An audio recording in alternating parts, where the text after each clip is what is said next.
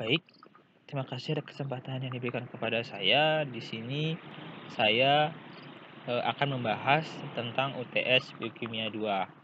Nah, di sini sebelumnya perkenalkan, nama saya Iwan Suardinata, NIM 18130310410. Nah, dalam UTS Biokimia 2 ini terdapat 6 soal yang akan saya bahas satu persatu. Nah, dimulai dari soal yang pertama, itu melalui gambar yang diberikan, jelaskan tentang metabolisme dalam tubuh makhluk hidup. Nah, bisa dilihat di gambar, di sana merupakan suatu metabolisme seluler yang disederhanakan. Nah, apa sih itu metabolisme? Nah, metabolisme itu dalam bahasa Yunani, metabolismos atau perubahan, yakni seluruh reaksi kimia yang bertujuan untuk mempertahankan kehidupan yang terjadi di dalam suatu organisme. Nah, dalam metabolisme ini terdapat 3 tujuan utama, yakni yang pertama itu mengonversi makanan menjadi energi untuk menjalankan proses pada tingkat seluler. Yang kedua itu mengonversi makanan atau bahan bakar menjadi bahan baku penyusun protein, lipid, asam nukleat, serta beberapa jenis karbohidrat lainnya. Nah, yang ketiga ini mengeliminasi limbah metabolis.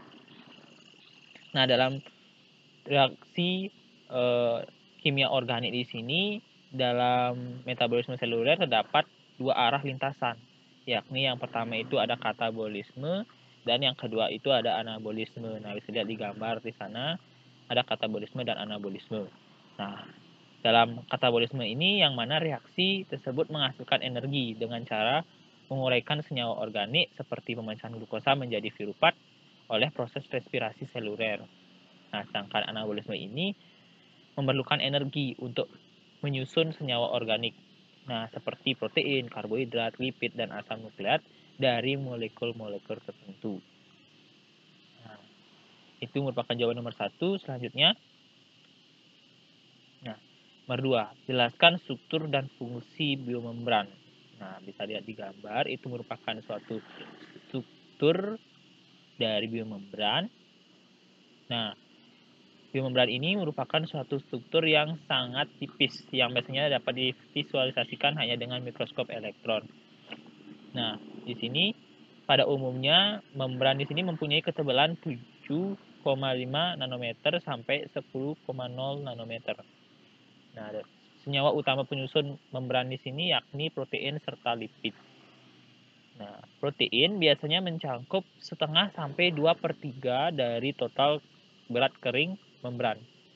Sementara secara detail, struktur membran sel terdiri atas kolesterol, oligosakarida, glikolipid, protein, dan juga fosfolipid. Nah, membran sel ini dimiliki oleh semua sel. Fungsi dari biomembran ini yakni sebagai pelindung inti sel serta sebagai sistem kelangsungan hidup pada sitoplasma. Dan juga sebagai pelindung, membran sel memposisikan dirinya sebagai pemisah antara sel dengan lingkungan luarnya. Dengan cara inilah inti sel atau nukleus bisa terlindungi.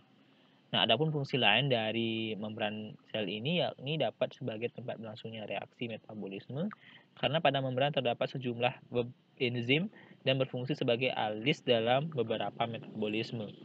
Nah, itu merupakan jawaban dari nomor 2. Selanjutnya, nomor 3. Jelaskan apa yang Anda ketahui tentang yang pertama, yakni jalur glikolisis, jalur gluconeogenesis. Selanjutnya, perbedaan proses glikolisis dan juga gluconeogenesis. Selanjutnya, hitunglah jumlah ATP yang dihasilkan oleh metabolisme 5 mol glukosa pada jalur glikolisis aerob.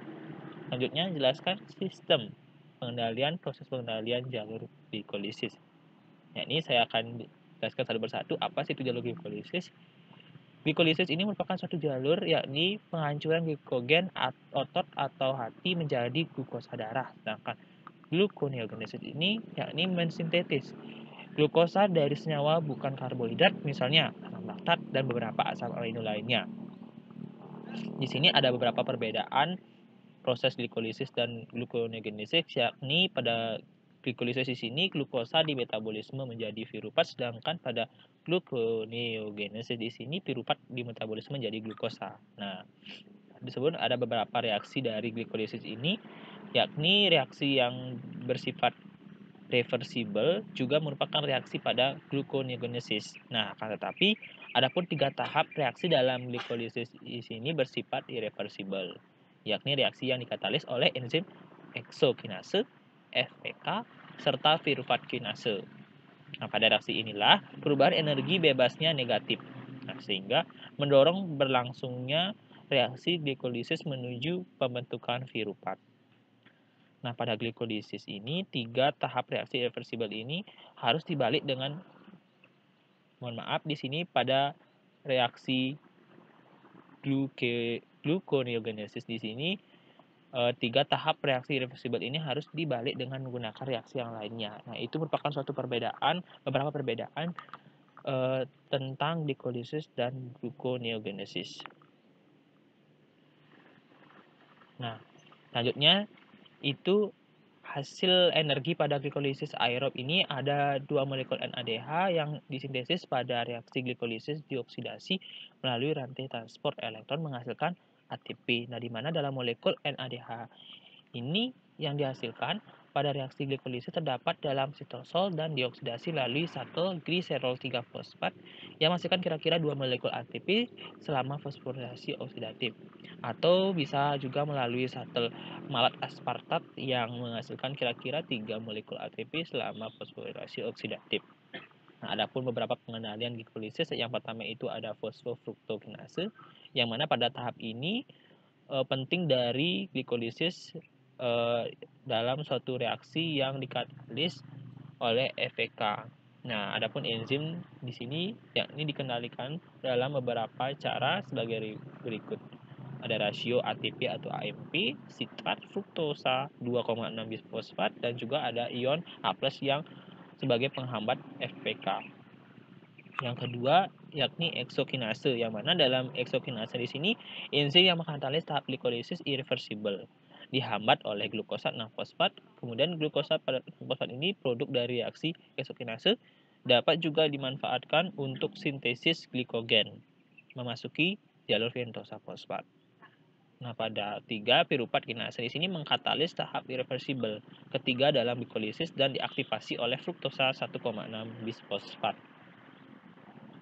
Nah, itu merupakan ketiga pengendalian glikolisis. Selanjutnya, soal nomor 4, jelaskan peranan siklus Cori, jalur pentosa fosfat, metabolisme glikogen, serta pengendalian metabolisme glikogen. Nah, ini yang pertama ini ada siklus Cori, bisa lihat di gambar itu ada di hati dan juga di otot. Nah, apa sih itu hubungannya? Di sini selain dari karbohidrat pembentukan glukosa di sini dapat terjadi dengan bahan lain juga. Nah, substrat yang digunakan selain karbohidrat yakni asam laktat, gliserol, asam amino glukogenik, dan juga asam propionat. Nah, di sana pada lihat di gambar, pada keadaan hipoksia, kekurangan oksigen, maka glikogen akan diubah menjadi glukosa, selanjutnya glukosa akan diubah menjadi laktat. Nah, laktat ini melalui aliran darah masuk ke hati. Di dalam hati sini, laktat akan diubah kembali menjadi glukosa. Kemudian, glukosa ini kembali masuk ke dalam darah yang selanjutnya akan digunakan di dalam otot. Kemudian, di dalam otot inilah glukosa diubah kembali menjadi glikogen. Nah, seperti itu proses dalam siklus Cori di sini. Nah, jalur pentosa fosfat. Nah, di sini dalam jalur pentosa fosfat di sini merupakan jalur respirasi yang menghasilkan NADPH serta pentosa. Nah, dalam jalur pentosa fosfat di sini yang mana glukosa 6-fosfat di sini dioksidasi menjadi zat antara jalur glikolitik. Dan dalam proses tersebut menghasilkan NADPH dan ribosa 5-fosfat untuk sintesis nukleotida. Di sini dalam sel-sel yang aktif membelah seperti kulit dan sumsum tulang menggunakan jalur ini untuk menghasilkan pentosa sebagai bahan baku DNA, RNA, ATP, dan juga koenzim A. Di sini dalam jalur pentosa fosfat ini terdapat 2 fase yang berbeda, namun keduanya berada dalam jalur sama, yakni dalam yang pertama ini terdapat jalur fase oksidatif dan kemudian dilanjutkan dengan fase non-oksidatif. Nah, yang pertama saya akan bahas dari fase oksidatif. Di sini dalam fase oksidatif di sini yakni ada 2 molekul NAD+ direduksi menjadi NADPH dengan menggunakan yakni dengan memanfaatkan energi dari konversi glukosa 6-fosfat menjadi ribulosa 5-fosfat. Nah, selanjutnya ini baru melanjutkan ke tahap fase oksidatif yang mana pada fase non oksidatif yang mana pada fase non oksidatif di sini jalur pentose fosfat ribulosa 5-fosfat di sini diubah menjadi ribulosa 5-fosfat kan zat antara jalur glikolitik. Di mana dalam fase non oksidatif ini ada pun enzim-enzim yang terlibat yakni ada epimerase, isomerase, transketolase dan juga transaldolase. Oke, itu merupakan jalur pentose fosfat dan saya akan jelaskan selanjutnya yakni metabolisme glikogen dan juga pengendaliannya. Nah, dalam metabolisme glikogen ini polimer glukosa yang terikat melalui ikatan alfa 14 glikosida dengan cabang setiap 10 residu atau melalui ikatan alfa 16 glikosida.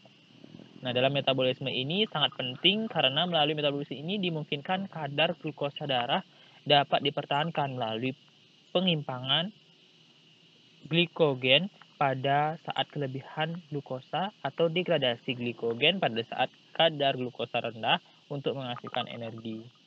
Nah, adapun pengendalian metabolisme glikogen di sini bisa lihat di gambar itu merupakan kerja simultan dari sintesis dan degradasi glikogen disebabkan hidrolisis UTP. Nah, dengan proses itu merupakan kerja yang sangat sia-sia karena itu merupakan suatu kerja yang simultan karena dapat menghasilkan hidrolisis UTP. Nah, dengan adanya suatu kerja yang simultan inilah dapat kita kendalikan dengan beberapa pengendalian, yakni yang pertama itu bisa melalui pengendalian hormonal oleh epinefrin dan glukagon, dan pengendalian allosterik dan modifikasi kovalen, dan pengendalian hormonal oleh insulin, serta yang terakhir itu ada pengendalian kalsium. Nah, dengan cara pengendalian inilah kita bisa mengendalikan kerja simultan itu supaya tidak terjadinya hidrolisis UTP seperti itu. Selanjutnya soal nomor 5, dengan menggunakan gambar jelaskan manfaat siklus asam sitrat, rantai pernapasan, dan juga fosforilasi oksidatif. Nah, di sini merupakan suatu gambar di dalam matriks terdapat siklus asam sitrat dan juga saya akan jelaskan terkait tentang fosforilasi oksidatif dan rantai pernapasan.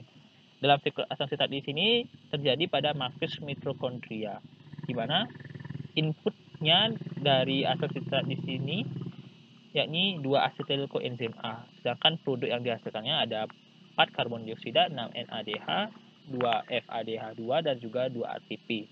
Nah, pada rantai pernapasan ini dalamnya terdapat molekul karbon elektron yang bersifat dapat menyerap cahaya dan berubah warnanya ketika mengalami reduksi serta oksidasi.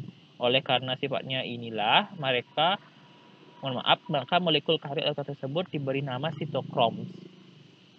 Dalam fosforilasi oksidatif di sini di mana ATP dibentuk dari hasil transfer elektron dari NADH atau FADH2 ke O2 melalui rangkaian pembawa elektron.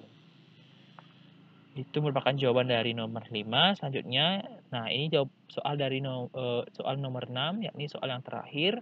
Jelaskan dengan gambar perbedaan fotosintesis dengan respirasi. Nah, bisa dilihat di gambar itu merupakan proses fotosintesis dan juga respirasi dalam makhluk hidup. Nah, di sini ada beberapa perbedaan fotosintesis dan respirasi dilihat dari beberapa objeknya. Yakni yang pertama itu ada tempat terjadinya. Di mana dalam fotosintesis di sini tempat terjadinya yakni berada di klorofil, sedangkan di respirasi ini mitokondria dan juga sitoplasma. Yang kedua di sini ada bahan baku. Nah, dalam bahan baku di sini dalam fotosintesis yakni ada CO2 dan H2O, sedangkan respirasinya bahan bakunya itu glukosa. Yang ketiga, adapun molekul yang dihasilkan. Nah, di sini molekul yang dihasilkan di sini ada karbohidrat atau amilum dan juga dalam respirasi ini ada ATP. Yang keempat, molekul samping yang dihasilkan. Nah, molekul sampingnya yakni ada di fotosintesis ada O2, sedangkan di respirasi ada air dan karbon dioksida. Yang kelima itu ada reaksi utama. Nah, di sini dalam fotosintesis ada pun reaksi terang dan juga gelap, sedangkan dalam respirasi aerob dan anaerob. Nah, dalam kebutuhan ATP-nya ini, fotosintesis membutuhkan ATP, sedangkan respirasi ini menghasilkan dan membutuhkan molekul ATP. Nah, sedang nomor 7 persamaan reaksinya. Nah, di sini pada fotosintesis terjadi pembentukan glukosa, sedangkan respirasi terjadi penguraian glukosa. Bisa lihat di slide, itu merupakan suatu reaksi dalam fotosintesis dan respirasi, itu yakni pembentukan glukosa dan penguraian glukosa. Nomor 8, kebutuhan oksigen, di mana dalam kebutuhan oksigen di sini dalam fotosintesis menghasilkan oksigen, serta dalam respirasi ini tidak selalu membutuhkan oksigen, contohnya untuk respirasi aerob. Nomor 9, jalur yang ditempuh. Nah, dalam fotosintesis ini ada pun ada fotosintesis 1, 2, serta siklus Calvin, sedangkan dalam respirasi ada glikolisis, siklus Krebs, dan fosforilasi oksidatif, transport elektron. 10. Kebutuhan cahaya. Nah, sedangkan dalam fotosintesis sudah kita ketahui bersama bahwa dia tergantung pada cahaya, sedangkan dalam respirasi tidak tergantung pada cahaya. Nomor 11. Akseptor elektron. Nah, di sini dalam fotosintesis di sini akseptor elektronnya yakni NADPH, sedangkan respirasinya NADP dan FAD. Nah, baik, itu 6 soal yang sudah saya bahas satu persatu. Mohon maaf jika ada kata-kata yang salah atau kurang berkenan di hati. Mohon dimaafkan dan saya ucapkan terima kasih.